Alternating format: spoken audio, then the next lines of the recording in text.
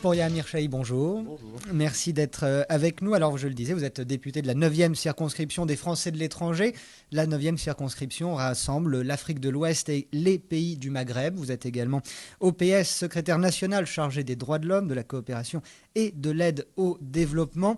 On commence, si vous le voulez bien, avec la situation que traverse actuellement l'Europe, la crise de la zone euro plus précisément. Sommets, mini-sommets, rencontres, conversations informelles se multiplient ces derniers temps entre les dirigeants et principalement entre la France et l'Allemagne. Les uns prônent plus de rigueur, d'autres plus de croissance. Est-ce que la France et l'Allemagne, d'ailleurs Angela Merkel sera mercredi à Paris à l'Elysée, est-ce qu'ils pourront s'entendre et réussir à parler d'une seule voix ? Il faudra bien. Là, à l'heure qu'il est, je ne sais pas exactement où ils en sont des négociations, mais si on continue la voie de l'austérité qui est choisie depuis quelques années, dont on a vu les résultats, si on ne relance pas une activité économique susceptible de redéployer les industries européennes et de redonner, on va dire, du mou dans l'économie européenne, la situation va s'aggraver. Et je crois que ce qui serait pire encore que tout, c'est une situation de blocage. Il me semble quand même que Jean-Marc Ayrault a fait quelques pas en disant que sur certains engagements pris par François Hollande, on pouvait discuter du calendrier, mais que ce qui ne pouvait pas se discuter, c'était tout de suite un dispositif de relance de la croissance. Pour l'instant, on a affaire à une chancellerie allemande qui est quand même qui reste très ferme. Je crois qu'elle prend une lourde responsabilité parce qu'avec ce qui se passe en Grèce actuellement, en Espagne et puis partout ailleurs, je ne suis pas sûr que l'économie européenne tiendrait très longtemps dans cette situation d'indécision où c'est quand même des millions de personnes et des millions d'Européens qui sont dans l'attente d'un modèle de développement susceptible de les sortir du marasme dans lequel ils sont. Il faut quand même savoir de quoi on parle, ce n'est pas simplement des chiffres, hein. Ce sont des millions d'hommes et de femmes qui sont jetés dans le désarroi, dans le chômage structurel, visiblement quasiment de manière certaine de long terme, pour des millions de familles. Et dans le contexte européen actuel, tout ça ne fait que nourrir la montée des nationalismes. Tout ça ne fait que nourrir la montée du désarroi, une sorte de, je trouve pas mes mots, pardon, d'éloignement de la démocratie. On voit ce qui se passe en Grèce dans les résultats aux élections. On a vu ce qui s'est passé en France lors des dernières. Partout, les nationalismes montent. Partout, la bête immonde renaît justement des cendres de cette certitude que le monde ne va pas s'améliorer. C'est dangereux et je pense que les Allemands devraient bien faire attention à la façon dont ils négocient aujourd'hui, qu'il ne s'agit pas pour eux simplement de protéger l'économie allemande, mais de prendre leur part dans la relance de toute l'économie européenne. Je pense que c'est ce discours-là qu'il faut avoir et peut-être que les gouvernants, en tout cas le gouvernement français, devraient, au-delà du tête-à-tête avec les Allemands, s'adresser aussi, je crois que c'est ce qu'ils font, aux populations, aux opinions publiques. Nadège ? Monsieur le député, lors du G20 à Los Cabos au Mexique et puis à Rome vendredi, le président Hollande a de nouveau parlé de la taxe sur les transactions financières. Alors, il n'a pas précisé à quoi servirait le produit de cette taxe. Vous, en tant que secrétaire national du PS au développement, on imagine bien que vous préféreriez qu'elle serve à aider les pays en voie de développement. Mais vous ne craignez pas que ça serve plutôt justement à essayer de renflouer les caisses des pays européens en difficulté ? Si, je le crains, mais je pense qu'on va être obligé d'en passer par là dans un premier temps, c'est-à-dire de faire en sorte que cette taxation sur les transactions financières permette de redonner de l'air à l'économie. Sauf que s'il s'agit de faire comme on a fait jusque-là, c'est-à-dire de redonner à des banques qui ne rendent pas l'appareil dans l'économie européenne, on fera une fausse route. Moi, je suis partisan d'une taxation sur les transactions financières qui, effectivement, permettent, au moins aux objectifs du millénaire, qui, je le rappelle, ont été décidés en 2000 et qui doivent normalement arriver à échéance en 2015. Je pense qu'on ne les atteindra pas, mais enfin, au moins pour ces objectifs-là, notamment en matière de santé, de développement, d'accès... Ça arrivera quand ? Parce que vous venez de dire vous-même que ça servirait d'abord à renflouer les caisses des pays européens en difficulté. Alors quand est-ce que les pays en développement sont susceptibles de recevoir une aide aussi grâce à cette taxe, si toutefois elle est appliquée ? Ça fera partie de la bataille qui n'est pas encore engagée parce que là on est sur le principe d'une taxation. Il faut la faire accepter aux Allemands et à d'autres. Ensuite, il y aura effectivement une bataille parlementaire, y compris au Parlement européen, à mener sur l'affectation des recettes de cette taxe-là. Si on ne met pas le paquet sur l'aide au développement dans un certain nombre de pays, je pense notamment aux pays du Sahel, qui sont dans une zone de déstabilisation lourde, où il n'y a plus d'État, où il y a des guerres, où il y a une instabilité qui est durable, On va en parler. l'Europe en payera lourdement les conséquences dans les 15 à 20 années qui viennent. Bon, donc ce n'est pas la question de l'aide au développement, n'est pas simplement qu'une question de générosité ou d'empathie par rapport à des populations en difficulté. C'est aussi une question d'intérêt européen et d'intérêt national. Si on continue à laisser des États se désagréger à cette vitesse-là, c'est la montée des intégrismes, c'est la montée des violences, c'est des mouvements migratoires brutaux. Et tout le monde le payera à un moment ou un autre. D'ailleurs, on le voit déjà aujourd'hui dans les pays du Maghreb, comment les mouvements de déplacement de fait de population de l'Afrique subsaharienne vers le Maghreb posent déjà des difficultés lourdes à la cohésion sociale de beaucoup de ces pays-là. Donc c'est un enjeu majeur que de faire en sorte que ces recettes soient affectées aussi à l'aide au développement. L'Europe ne pourra pas, ne pas faire en sorte que ces recettes-là bénéficient à elles-mêmes. Mais là, ce seront des arbitrages dans lesquels je suis sûr que la société mobilisée, les ONG, les organisations syndicales feront entendre leur voix. François Hollande n'a pas arrêté, il continue même d'afficher sa volonté de rupture avec son prédécesseur. Est-ce qu'on va également assister, c'est en lien direct avec ce que vous venez de dire, est-ce qu'on va assister à la fin de ce qu'on appelle la France-Afrique ? Oui, c'est des engagements pris. Maintenant, moi, je suis... j'ai souvent repris la formule depuis 4 ans. Mais ce n'est qu'une formule, il faut, je crois, parce que ça a déjà été dit par d'autres, je crois que ce que les gens attendent, c'est de savoir concrètement ce que ça veut dire. Précisément, pouvez-vous nous dire pour vous, selon vous Oui, je vais vous le dire. D'abord, il faut engager des projets concrets. Il y en a plein à mener avec nos amis de la Méditerranée. On ne peut pas d'un côté dire on fait l'union pour la Méditerranée et dire aux gens on ne veut pas de vous chez nous. Ça n'a pas de sens. Bien sûr qu'on ne peut pas accueillir tout le monde, c'est pas ça le sujet. Mais si on veut engager des vrais projets qui soient utiles aux deux rives de la Méditerranée, il faut, par exemple, se dire qu'on a les moyens d'engager une industrie commune dans le domaine de l'énergie, dans le domaine de l'éolien, du solaire, de la géothermie. Après tout, l'Europe a bien fait Ariane, a bien fait Airbus. Qu'est-ce qui nous empêcherait demain de construire des industries communes, riches en emplois, riches en formation, en filières professionnelles, utiles à tout le monde, puisqu'il s'agit quand même de l'énergie, et d'inventer dans les années qui viennent, pourquoi pas un consortium public de l'énergie.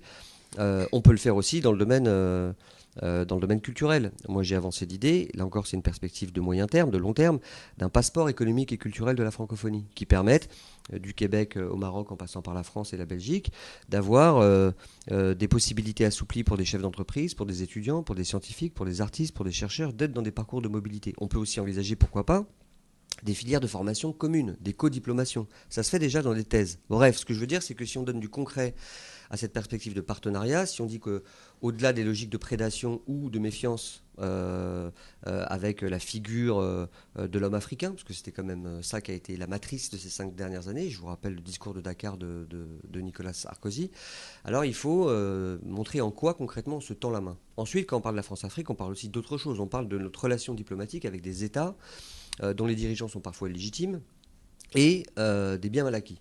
C'est ça dont on parle aussi. Bon, là, il faut être très très clair, il faut dire de la transparence partout, tout le temps, et subordonner nos rapports de coopération et de développement avec un certain nombre de pays à des critères simples que sont le respect au moins des normes minimales de l'OMS, de l'OIT et des objectifs de démocratisation et d'avancée d'état de droit. Donc il faudra être présent. Alors, on ne peut pas prendre tous les pays, mais on a par exemple la situation actuelle en Tunisie, où il y a des demandes immédiates à la fois sur des appels d'air à donner à l'économie avec la dette tunisienne, mais aussi la transformation en actifs d'investissement des biens et des avoirs gelés qu'il faut pouvoir réinjecter dans l'économie. Mais au-delà de ça, c'est comment on accompagne des sociétés civiles, parce qu'elles comptent de plus en plus, et c'est la grande nouveauté, au Sénégal comme en Tunisie, à faire progresser l'état de droit, à faire avancer la séparation des pouvoirs, à faire avancer l'idée centrale qu'il n'y a pas de progrès possible sans prise en compte des sociétés civiles. Voilà. Je reviens juste d'un mot, pardon Nada, un mot encore sur le remède. Est-ce que on a une idée aujourd'hui d'un calendrier, une date est avancée pour relancer la machine ou c'est vraiment au point mort ? Non, je n'en ai pas. Je pense qu'il y a beaucoup de chantiers sur lesquels le gouvernement a besoin de remettre tout à plat. Il va y avoir des initiatives. Je ne peux pas vous en dire plus parce que moi je vais avoir des réunions justement sur ce sujet. Et je pense qu'à la fois le ministre des Affaires étrangères, mais même le Premier ministre voudra prendre des initiatives dans ce domaine. Ce qui est certain, c'est qu'il faut faire progresser l'idée qu'une partie de notre regard et de notre cœur doit se tourner aussi vers le Sud. Et encore une fois, pas que par empathie. Ce n'est pas qu'une question de générosité, ce n'est pas qu'une question... Au contraire, il faut sortir de cette vision paternaliste-là mais parce qu'une partie de notre avenir commun en dépend. Mais il faut mettre du positif là-dedans. Il faut sortir d'une culture qui est à la fois la culture du complexe et de l'arrogance, qui est compliquée pour la France, parce qu'on sait que ce sont des pays qui ont une relation, des relations fortes avec la France, du fait de la colonisation. Dans comment dire, l'histoire immédiate, on a vu que c'était plus source de crispation qu'autre chose. Donc il faut en sortir. Moi, je fais partie d'une génération qui n'a pas connu la colonisation et la décolonisation. Et j'ai vu dans cette campagne beaucoup de Français vivant de l'autre côté de la Méditerranée, mais aussi des nationaux, des jeunes Algériens, des jeunes Tunisiens, des jeunes Sénégalais, qui veulent passer à autre chose et qui sont demandeurs d'une autre relation, on va dire d'une relation normale. Et elle est possible. Elle est possible et nécessaire pour la France. Je vous donne un exemple. Si demain, par exemple, le Maroc veut avoir un rôle dans la sous-région, un rôle économique, est-ce qu'il a intérêt à renforcer une stratégie francophone? Moi, je pense que oui. Ou est-ce qu'au contraire, il a intérêt à s'enfermer dans un débat identitaire sur le recul de la langue française par rapport à l'arabe? Bon, c'est un débat interne important en ce moment au Maroc, mais ça fait partie des sujets qu'il faut mettre sur la table de manière transparente pour faire comprendre que des partenariats sont possibles, sont utiles, sont nécessaires et surtout sont peut-être un début de solution pour tout le monde. Encore une fois, dans un moment incertain, on ne sait pas où va l'Europe, on ne sait pas où va le Maghreb. Oui, justement, on ne sait pas où va l'Europe ni le Maghreb, mais tout à l'heure, vous nous parliez d'état de droit dans les pays du Sud, mais on voit aussi poindre, même plus, augmenter l'islamisme, s'accroître l'islamisme. Alors, est-ce que, d'après vous, les Français dont vous allez vous occuper, dans les pays d'Europe de l'Ouest et du Maghreb, ont à craindre quelque chose de l'islamisme, de la montée de l'islamisme? Mais on a tout à craindre des intégrismes. L'islamisme, c'est encore une nébuleuse très compliquée, mais de toute façon, le fait d'ériger la religion en politique est toujours source de tension. De la même manière que de faire de son identité nationale un projet politique est source de tension, et même dangereux. La question est comment on permet à des pays, pas en 24 heures, ça n'existe pas, évidemment, mais dans les années qui viennent, de s'inscrire dans des projets de développement économique et en même temps de construction d'un état de droit. C'est ça la seule question qui est posée. En partant du réel, et le réel, vous l'avez décrit, ce sont des forces contradictoires. Des forces démocratiques d'un côté, des forces qui sont intégristes de l'autre, et entre les deux, un panel très compliqué. Parce que vous avez des mouvances, d'un côté comme de l'autre, qui s'inscrivent dans un jeu ou dans des jeux démocratiques nouveaux. Bon. Et ce sont des enjeux très très lourds, parce qu'en même temps, vous avez des jeunes générations qui arrivent et qui découvrent la démocratie, qui découvrent le pluralisme. Et ça se fait dans un bouillonnement, parfois dans un brouhaha, dont on a du mal à discerner effectivement le bon grain de l'ivraie. Comment faire? Encore une fois, c'est être présent aux côtés des sociétés civiles, faire en sorte qu'il y ait des partenariats entre entreprises, entre universités, entre collectivités locales, par exemple. C'est être présent pour faire en sorte qu'il y ait de l'air qui soit apporté à ces économies. C'est faire en sorte que, et ça se fait beaucoup, il y ait des coopérations qui se mènent. Mais comment on fait pour apporter de l'air à ces économies alors que nous-mêmes, on a déjà tellement de mal à apporter de l'air à la nôtre? Oui, mais ça, c'est un raisonnement qui nous amène finalement à être tout seul. Parce que si à force de ne pouvoir aider personne d'autre parce que nous sommes en difficulté, on trouvera toujours, y compris en France, des gens plus en difficulté que d'autres. Et donc finalement, on n'a plus de projet commun, de projet de vie en commun. On est concerné par un même destin. À l'heure de la mondialisation, on ne peut pas simplement se replier sur nos seules frontières nationales. Bien sûr qu'on a nos priorités. François Hollande a été élu pour ça, le gouvernement met en place son agenda pour ça, la rentrée parlementaire a lieu la semaine prochaine, justement pour voir comment le quinquennat va ordonner ses priorités, mais ça ne nous exonère pas d'une réflexion sur les nouvelles stratégies de coopération. Donner de l'air, ça veut dire par exemple agir sur la dette de certains pays. Donner de l'air, ça veut dire considérer aussi que si on a des industries communes, c'est aussi de l'emploi durable des deux côtés de la Méditerranée. Et de l'emploi, c'est de la stabilité, c'est de la prospérité, c'est de la paix, c'est du développement. Prenons un exemple. J'en ai discuté avec Arnaud Montebourg. Vous savez qu'il a annoncé régulièrement le rapatriement des centres d'appel du Maroc et de la Tunisie vers la France. D'ailleurs, il ne l'a pas annoncé, ça a été annoncé à sa place par des journalistes économistes. Bon, et on a convenu de la chose suivante. La meilleure stratégie, encore une fois, c'est pas de mettre les économies en compétition les unes contre les autres et de faire en sorte qu'on se tourne le dos. C'est de considérer, comme par exemple les Tchèques, les Polonais, les Hongrois et les Allemands l'ont fait, d'avoir des stratégies de multilocalisation et de considérer que voilà un projet pour l'Union pour la Méditerranée. De considérer que, avec un certain nombre de pays voisins de la Méditerranée, On peut avoir encore une fois des stratégies industrielles communes et considérer que, par exemple, je ne sais pas moi, prenons pour que nos auditeurs comprennent bien une entreprise de bonbons, l'emballage qui se fait ici, les matières premières qui se réunissent là, la fabrication du produit fini qui se fait ici et des points de vente et de distribution un peu partout. Voilà une stratégie intelligente de coopération industrielle. Alors tout ça c'est long, ça ne se fait pas en 24 heures, mais peut-être que la grande difficulté des temps présents, c'est d'intégrer le temps long en politique. Il y a une impatience et c'est bien normal. Il y a une incertitude du fait d'une actualité qui est bouillonnante. Et puis ici, on est dans une radio qui fait des flashs, qui donne de l'information. Donc on passe d'une information à l'autre et on vit dans ce rythme un peu effréné. Mais il faut qu'on intègre le temps long.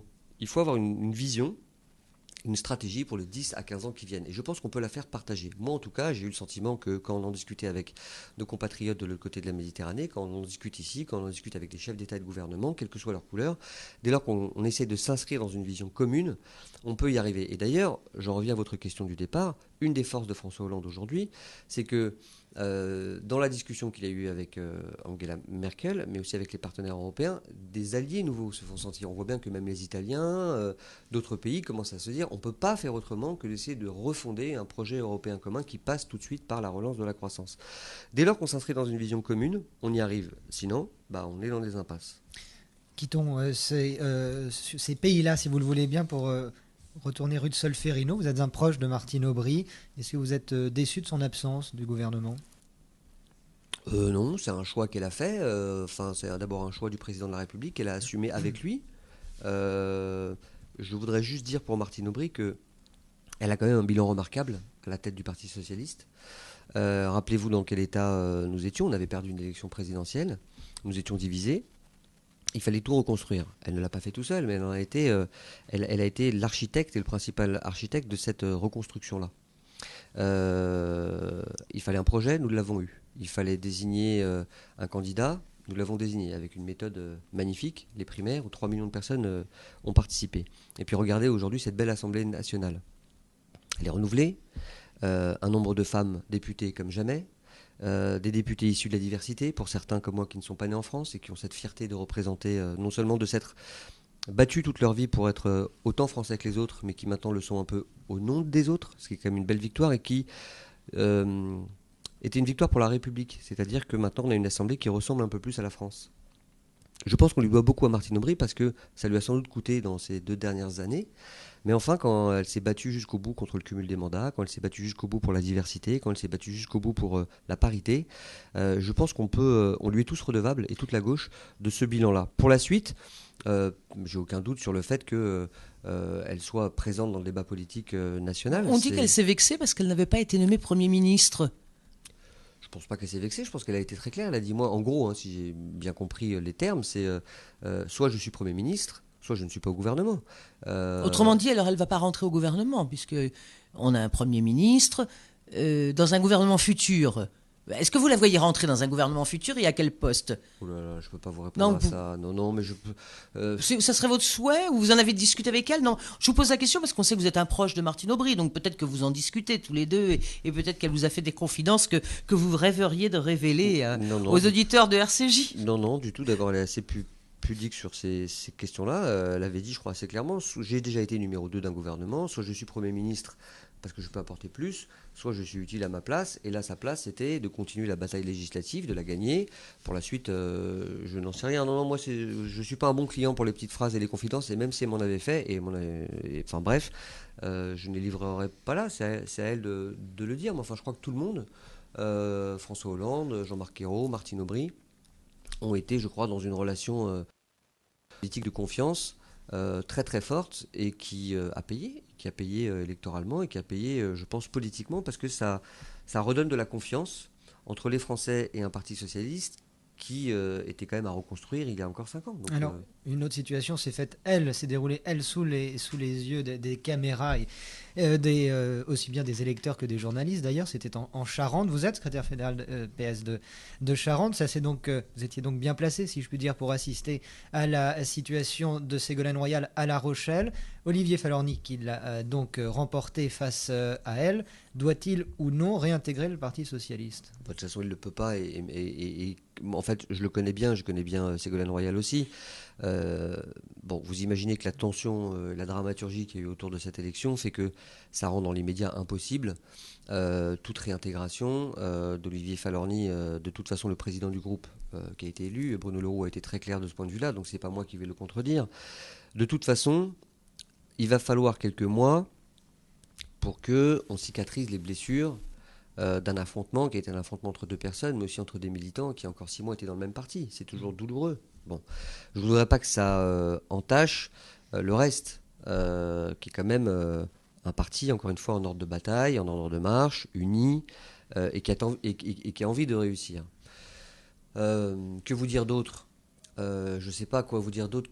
C'est une question de temps, donc pour vous finalement, et donc d'ici quelques mois, les plaies seront cicatrisées, comme vous l'avez dit, et les choses pourraient reprendre de l'avant, il faudra... comme si rien n'avait eu lieu. Non, mais il faudra bien. On va pas faire de cette division-là le nouveau, comment dire, le. Alors quel est le délai raisonnable pour que M. Falorni réintègre le PS ? Je n'en sais rien. Je pense que là, je m'en remets très sincèrement à la décision collective et à ce qui a été dit par le président du groupe jusque-là. Non, mais ce qu'il faut surtout, c'est qu'au-delà de 2 personnes, ce soit des militantes et des militants qui apprennent à se réconcilier. C'est tout. C'est arrivé dans les histoires de famille qu'on se fâche. Bon, c'est arrivé, ça arrive en ce moment à La Rochelle, c'est arrivé ailleurs par le passé, et dans d'autres partis, comme dans toutes les associations, comme dans tous les groupes humains. Il faut dépasser ça. Moi, je ne veux pas en rajouter. Je pense que ni l'un ni l'autre ont envie que la lumière, que les spots et les projecteurs continuent de les éblouir. Je pense que chacun a besoin de temps. La seule question qui vaille pour l'instant, c'est de reconstruire, et ça va être un peu long, vous imaginez, une ambiance normale. Voilà. Alors dans ce cadre-là, à votre avis, quel est l'avenir national de Ségolène Royal ? Je n'en sais rien. Si je vous réponds, Ségolène Royal va de toute façon avoir un rôle à jouer, vous allez me dire c'est la langue de bois. Si je vous dis, je ne peux pas parler à sa place, alors, je pense qu'elle ne le souhaite pas du tout. Vous avez vu, elle a été très claire là-dessus. Bon, c'est un personnage important de la vie politique récente, qui a compté, qui compte encore, et je pense qu'elle n'a pas le tempérament de quelqu'un qui s'arrête après une défaite. Donc on la reverra, on la reverra vite, utile à la gauche, utile au pays. Dans quel délai, je n'en sais rien. Vraiment, je ne peux pas vous répondre. Et je pense qu'il ne faut pas parler à la place des gens dans ces cas-là.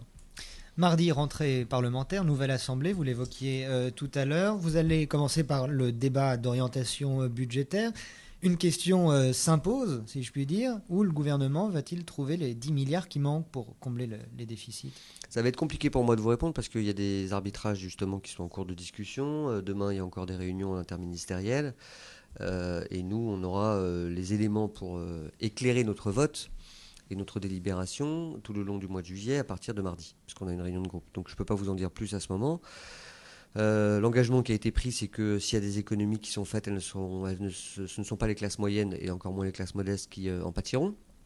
Donc c'est conforme à l'engagement de François Hollande, de la justice partout. Moi, j'ai une ligne de conduite qui fait résonance à l'engagement pris par François Hollande pendant l'élection présidentielle.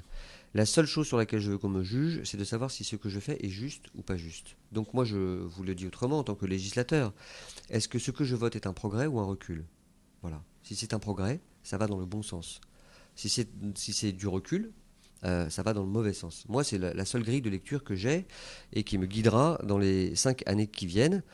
Mais je vous en dirai plus, vous en saurez plus à partir de mardi, puisque les arbitrages sont en cours. Vous avez dit tout à l'heure vous avez rappelé que le président Hollande avait dit que les classes moyennes ne seraient pas touchées par les mesures de rigueur. Il l'a encore redit vendredi en s'exprimant devant des journalistes à Rome. Mais alors, ça veut dire quoi ? Ça veut dire que ce sont les riches qui seront touchés. Et qu'est-ce que ça veut dire qu'être riche ? Je sais qu'une fois, François Hollande avait dit on est riche à partir de 4 000 € par mois. Et on en est toujours là ou c'est quoi ça a un petit peu changé ? Où on met le curseur maintenant ? Non mais il avait déjà répondu sur ce sujet. La question c'est qui paye et qui contribue à la solidarité nationale. Un principe simple. Ceux qui en ont le plus les moyens. Voilà. Donc c'est une question de solidarité nationale. Le patriotisme, ça se jauge aussi à l'aune de ceux qui, ayant les moyens, contribuent à l'effort de solidarité nationale au nom de tous les autres. Est-ce qu'on considère que les classes moyennes n'ont pas les moyens ? Elles aussi, elles ont des moyens. peut-être Oui. inférieures à ceux des riches, évidemment, mais elles sont aussi des moyens. Parce que là, quand on dit les classes moyennes ne seront pas touchées, ça veut dire qu'on ne comprend pas très bien ce que ça veut dire. On n'arrive pas à croire qu'il n'y a pas une augmentation d'impôts, même pour les classes moyennes. Non, mais c'est une question de progressivité de l'impôt. Alors, je ne sais pas si on a le temps, là, si on a 4 heures pour... Non, vous avez Non, on n'a ça, pas mais- 4 heures. à peine 4 minutes. La progressivité de l'impôt, c'est-à-dire à chacun selon ses capacités contributives. Donc, ça veut dire une tranche supplémentaire de l'impôt sur le revenu. Ça veut dire aussi une nouvelle réforme de la fiscalité des entreprises. Tout le monde a compris que ce n'était pas normal que des grandes entreprises du CAC 40 ne payent que 8% d'impôt sur les sociétés, pendant que des petites et des moyennes entreprises, qui elles sont dans l'économie réelle, en payent 33 ou 34. Donc il y a eu des propositions qui ont été faites par François Hollande, qui vont être mises en œuvre. Donc en fait, il y a deux leviers. La fiscalité sur les personnes, donc c'est l'impôt sur le revenu, et puis la fiscalité des entreprises. C'est sur ces deux leviers que l'on va jouer. Ensuite, si vous me demandez exactement les barèmes et à partir de quel revenu et à partir de combien on payera combien, là je ne peux pas vous répondre exactement. C'est juste, ça fait partie justement des arbitrages en cours. Mais ce qui est sûr, c'est que on va prendre une idée simple. Je vais le dire sans faire peur à personne. Il faut prendre l'argent là où il est. Je veux dire, on ne va pas prendre l'argent là où il n'est pas. À force de le prendre là où il n'est pas, d'ailleurs, on rajoute de la crise à la crise. Regardez le système bancaire actuel ou le système européen actuel. On va chercher de l'argent là où il n'existe pas. Et du coup, on crée des bulles spéculatives. Il faut chercher l'argent là où il est, dans l'économie réelle et dans la finance, qui pour l'instant ne contribue pas assez. Toute dernière question, elle concerne encore cette nouvelle Assemblée nationale. 2 députés Front National siègent désormais. C'est quoi? C'est une victoire de la démocratie qu'il faut saluer ou bien une entrée plutôt inquiétante du FN dans l'hémicycle démocratique? Ce qui est inquiétant, c'est la progression généralisée dans ce moment historique dans toute l'Europe des nationalismes identitaires. Après qu'ils soient là, c'est simplement le reflet, qu'ils soient représentés à l'Assemblée, c'est simplement le reflet de leur existence politique. Le fait qu'ils soient à l'Assemblée, comme d'ailleurs tous les courants politiques qui existent et qui ont une existence électorale, n'est pas anormal en soi. J'espère simplement que ça n'ira pas au-delà. Et pour que ça n'aille pas au-delà, il faut réussir et renverser le cycle de crise que nous traversons depuis maintenant plusieurs années. Si on redonne confiance, si on redonne une perspective de progrès, si les générations qui arrivent ont le sentiment qu'on renoue enfin avec la marche du progrès, on aura réglé ce problème. Alors vraiment, dernière question, Nadal. Au gouvernement, il n'y a pas de ministre des droits de l'homme. Est-ce que vous le regrettez? Vous qui êtes secrétaire national, je le répète, aux droits de l'homme, au PS. En fait, je suis très embêté sur le sujet parce que je pense que symboliquement, c'est toujours important. Et qu'il faut, dans ce ministère-là, s'il existait, être capable d'être fort en gueule. Mais on a toujours la frustration d'avoir un ministère de la parole. Bon, c'est-à-dire d'avoir quelqu'un qui, de temps en temps, prenne une position, mais qui ne fasse pas vraiment avancer les choses. La vraie question, c'est comment notre diplomatie française intègre 2 éléments. D'abord, la question des droits de l'homme dans toutes ses dimensions, y compris l'état de droit, la séparation des pouvoirs, les libertés, etc., mais aussi le développement économique, et en même temps s'appuie sur les sociétés civiles. C'est ce que j'ai dit tout à l'heure. Si notre diplomatie s'ouvre avec ces 2 nouveaux piliers-là, je pense qu'on réussira. Et alors dans ce cas-là, à la limite, on n'a pas besoin de ministre de droits de l'homme dédié. D'ailleurs, on n'en a pas. Voilà. Donc c'est le pari qui a été fait, le pari de considérer que les droits de l'homme doivent être partout et tout le temps intégrés à notre politique gouvernementale. C'est ce qu'on va essayer de faire et de réussir. Ce sera le mot de la fin. Merci Pouria Amir Chahi, député socialiste de la 9e circonscription des Français de l'étranger.